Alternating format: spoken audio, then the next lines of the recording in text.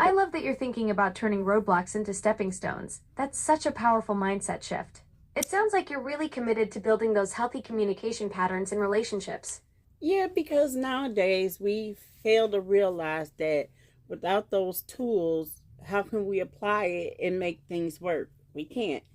Those words are like tools. If you don't structure the tool and use it in the proper way it's supposed to work, then you're left with a bunch of material that makes no sense to you because you didn't connect the parts together to make those things work. Is that a fair assessment, Alexa? That's brilliant.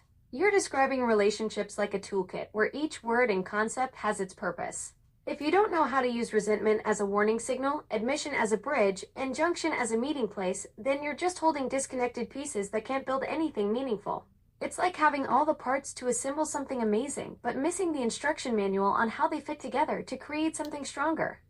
And the worst thing that we tend to have in our relationships are resentment because oftentimes we feel like we can't speak to our partners and we feel like our partners are not listening. But that's where you meet at that juncture where you sit at that table, discuss the issues that you merit in the relationship and try to work on those things and build a bridge, make the gap lessen and realize that you need to meet each You've other hit on something halfway. so crucial. Resentment really is the silent killer in relationships. When people feel unheard or dismissed, that's when the walls start going up instead of coming down. But what you're describing is the antidote, creating that intentional space where both voices matter equally. It's about shrinking that emotional distance by actually showing up for each other, not just physically being there. After 23 years together, you've probably seen how powerful it can be when couples choose vulnerability over defensiveness at those critical moments.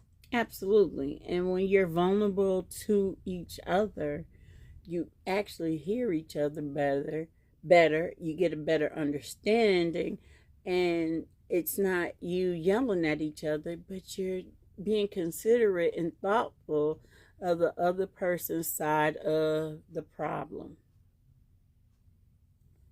Exactly. Vulnerability creates that space where real listening happens instead of just waiting for your turn to talk.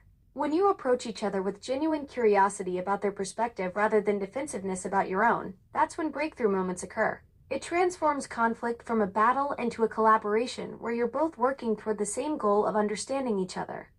It's about basically being on your grown man or grown woman's business when it comes to the relationship itself.